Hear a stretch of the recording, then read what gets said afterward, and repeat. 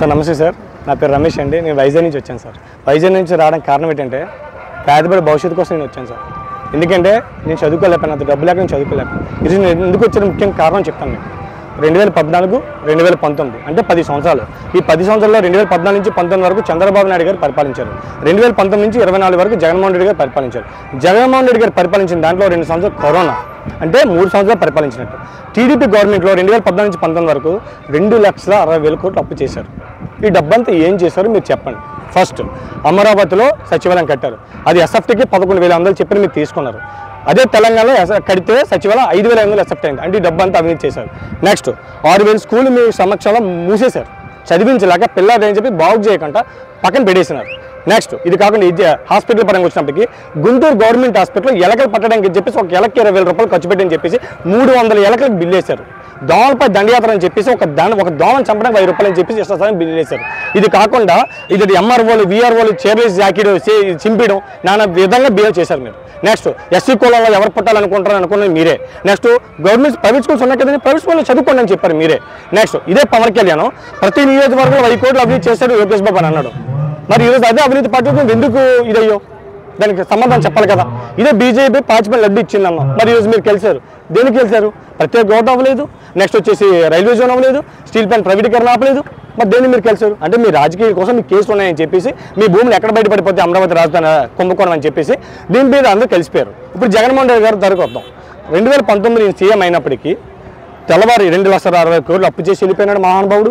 తెల్లారితే ఇప్పుడు ప్రమాణ స్వీకారం చేస్తాము, తెల్లారితే 80,000 కోట్ల మంది డబ్బులు ఇవ్వాలి, ఇవన్నీ సెటిల్మెంట్ చేయాలి. చూస్తే ఖజానా 100 కోట్లు, చూస్తే 100 కోట్ల ఖజానా ఉంది ఏటా అని అనుకున్నాం. తిప్పు కొడితే ఎండింగ్కి వచ్చినప్పటికీ 2,20,000 కోట్లు అప్పు మాత్రమే. అంటే గత ప్రభుత్వంతో పోల్చుకోండి ఈ ప్రభుత్వంలో ఎంత తక్కువ చేశాడో అర్థం చేసుకోండి. అయితే ఈ 2,20,000 కోట్లు చేశాడు కదన్నా, దానికి ఆన్సర్ చెప్పాలి కదా. ఆయన ఏం చేశాడో 2,60,000 కోట్లు జనాలు పంచినాడండి. ₹1 లంచం లేకుండా ఇలా బటన్ నొక్కితే అలా అకౌంట్లో పడిపెట్టాడు. నెక్స్ట్ 17 మెడికల్ కాలేజీలు 5 ఓపెన్ అయిపోయాయి సార్. 5 ఇంకొక నెలలో ఓపెన్ అయిపోతున్నాయి సార్. ఇంకొక 10 నుంచి త్వరలో ఓపెన్ అవుతాయి సార్. నెక్స్ట్ 4 పోర్ట్లు, 10 ఫిషింగ్ హార్బర్. పోర్ట్లు ఫిషింగ్ హార్బర్ దేనికో తెలుసా? ఆంధ్ర రాష్ట్రం కోస్టల్ బ్యాలెట్ ఎక్కువ, దానికి ఆదాయం పెంచాలి అంటే గవర్నమెంట్ ఏ విధంగా సోర్స్ పెరుగుతుందని దానికోసం ఆయన స్కెచ్ చేశాడు. అది ఏవిగా అది చూశాడు. ఈరోజు గుజరాత్ నెంబర్ 1లో ఉందండి, ఇంపోర్ట్ ఎక్స్పోర్ట్ వల్ల నెంబర్ 1 ఉంది, సముద్రం ఉంది కాబట్టి దాన్ని అది క్యాచ్ చేసుకుంటున్నాడు. నెక్స్ట్ ఎడ్యుకేషన్ పరంగా వచ్చినప్పటికీ 45,000 స్కూల్ నాడు నీడు అని చెప్పి 15,000 తప్పాలుగా స్కూల్స్ మార్చినాడు. ఇంకెంతకంటే ఎవరైనా చేస్తారు? ఈరోజు స్కూల్ జాయిన్ అయిన రోజు జూన్ 12న స్కూల్ ఓపెన్ అయితే మీ గవర్నమెంట్లో సెప్టెంబర్, అక్టోబర్ పుస్తకాలు వచ్చేవి కాదు. ఈరోజు జగన్మోహన్ రెడ్డిలో జాయిన్ అవ్వగానే ట్యాబ్, బ్యాగ్, షూస్, ఇది కాకుండా బుక్స్, ఇంతకంటే ఎవరిస్తారండి? ఈరోజు డిజిటల్ బోర్డు. ఏమంటున్నాడు? మీరు ఎంతైనా చదువుకోండి, మీ జగన్మామ ఉన్న నేను ఖర్చు పెడతాను అంటున్నాడు. ఆయన ఏమంటున్నాడు? నేను వస్తే బెలసాపులు పెంచేస్తాను, మీ ఇష్టం తాగినంత మంది అని అంటున్నాడు. అంటే మెల్లో పుసులుతాలు తినిపిస్తున్నాడు కావాలా, పిల్లల భవిష్యత్తు బాగుండాలని కావాలా, మీరే డిసైడ్ చేసుకోండి. ఇంకోటి గవర్నమెంట్ టీచర్స్ కోసం ఇప్పుడు ఎస్పెషల్లీ చెప్తున్నాను సార్. గవర్నమెంట్ టీచర్స్ ఇది మాత్రం వీడియో చూసుకోండి. గవర్నమెంట్ టీచర్స్, మీరు గవర్నమెంట్ టీచర్స్ అంటే మీరు స్టూడెంట్స్కి పాఠాలు చెప్తున్నారు. మరి మీ పిల్లల్ని ఎందుకు మీరు గవర్నమెంట్ స్కూల్లో జాయిన్ చేయలేదు చెప్పండి సమాధానం.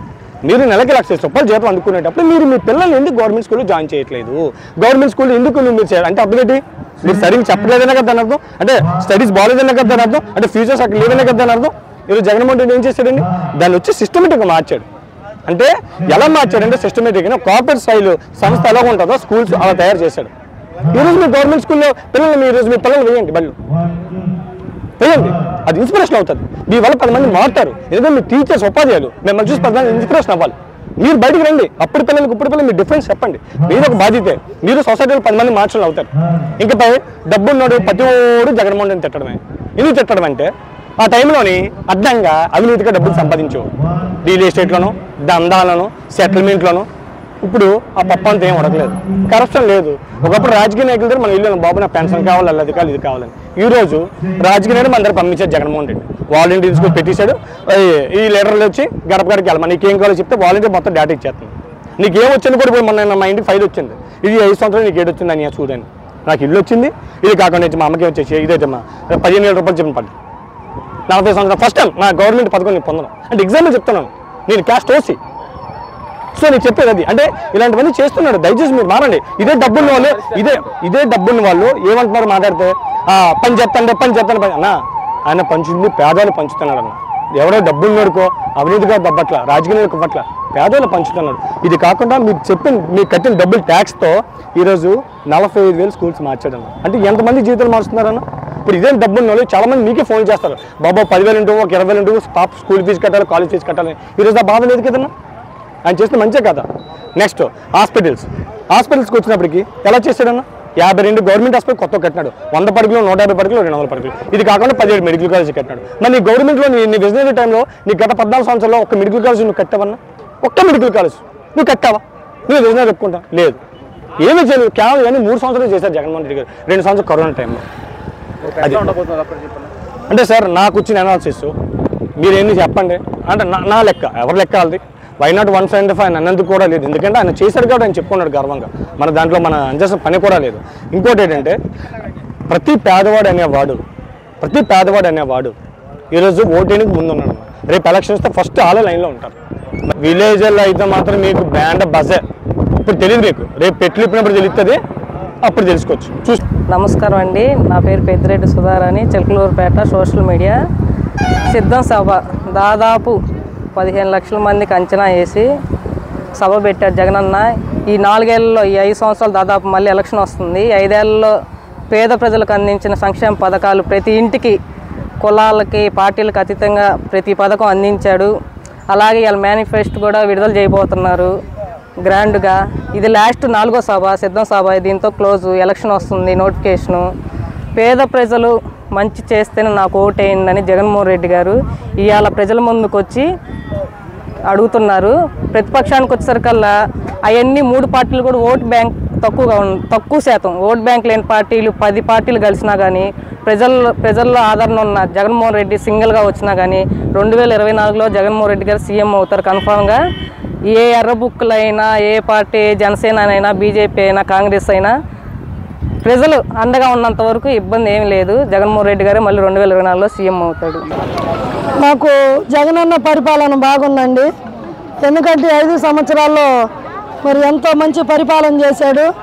అందరిని మరి మంచిగా వాళ్ళ కుటుంబంలో మనుషుల్లాగా అందరినీ చూసి అన్ని బాధ్యతలు తీసుకున్నాడు. కాబట్టి ఎలాంటి నాయకుడే కావాలి, నాయకుడు మంచోడైతే దేశం బాగుంటుంది, దేశం బాగుంటే నాయకుడు కూడా అన్నీ మంచి చేస్తాడు. మాకు అన్ని పథకాలు అందినాయి.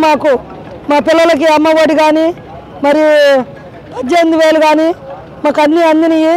మేమన్నీ లబ్ధి పొందాం. మేమే కాదు, ప్రపంచం అంతా కూడా లబ్ధి పొందింది సార్ ద్వారా.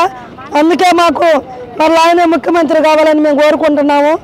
అద్దెంగి మీద మా అనిమిరెడ్డి గారిని మేము గెలిపించుకొని జగనన్న గిఫ్ట్గా మేము కానుకగా ఇస్తాం. జగనన్నను కూడా ముఖ్యమంత్రిని చేసుకుంటాం. నా పేరు సాయి అండి, నేను ఉత్తరాంధ్ర జిల్లా అనకాపల్లి నుంచి వచ్చాను. ఈరోజు సిద్ధం సభకు రావడం జరిగింది. మరి ఈరోజు సుమారు 15 లక్షల మందితో ఈ మేదరమెట్టలో సిద్ధం సభ నిర్వహించడం జరుగుతుంది. మరి నిన్ననే ప్రతిపక్షాలు ఎన్డీఏ కూటమని చెప్పడం జరిగింది. ఎన్డీఏ కూటమి 2014లో ఎన్డీఏ కూటమి గెలవడానికి ఒకే ఒక కారణం, రైతు రుణమాఫీ అనే దొంగ హామీని చేర్చి ఎన్డీఏ కూటమి గెలుపొందడం జరిగింది. ఆ రోజు జగన్మోహన్ రెడ్డి గారు 2% ఓటు షేరింగ్తో ఓడిపోవడం జరిగింది. రైతు రుణమాఫీని పెట్టకపోవడం వల్లనే 2019 నుంచి 2024 వరకు సంక్షేమ పాలన అభివృద్ధి అందించిన జగన్మోహన్ రెడ్డి గారు 2024లో ఇంకొకసారి ముఖ్యమంత్రిగా చేసుకునేందుకు ప్రతి కార్యకర్త అహర్నిశలు కష్టపడుతున్నాం. మరి అటువంటి దొంగ హామీలు ఇవ్వకుండా 99% హామీలు నెరవేర్చిన ముఖ్యమంత్రిని ప్రజలు ఇంకోసారి ఆశీర్వదిస్తారని అన్న ధైర్యంగా ఉన్నారు. అదే లక్ష్యంతో ప్రతి కార్యకర్త కూడా ఈరోజు ముందుకెళ్తున్నాం. 175 స్థానాలు గెలుపొందనే వైఎస్ఆర్సీపీ లక్ష్యం. అందుకు ప్రతి కార్యకర్త కూడా అహర్నిశలు కష్టపడడం జరుగుతుంది. ఎన్డీఏ ప్రభుత్వం కాదు, ఎవరు వచ్చినా సరే వైఎస్ఆర్సీపీదే అంతిమ లక్ష్యం.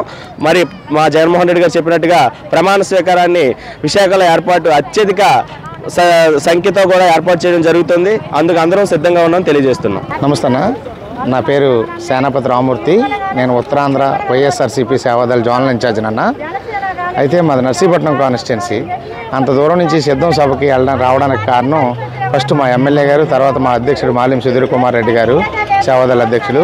అయితే ఇక్కడ సిద్ధం సభకు వచ్చాక నాకు ఒకటే అనిపించిందన్న, ఇంత దూరం నుంచి వచ్చాను కదా నేను, సిద్ధం సభ ఏంటి, ఏమైనా జనాలు వస్తున్నారా లేదా అని చూస్తుంటే విజయవాడ మొదలుకొనన్నా ఇటు గుంటూరు వరకు విపరీతమైన జనాలు మేము ట్రాఫిక్లోంచి వచ్చాం. అలాగే ఒంగోలు వెళ్ళి ఒకసారి చూసి వద్దామని నిన్నే వచ్చామన్న ఇక్కడికి.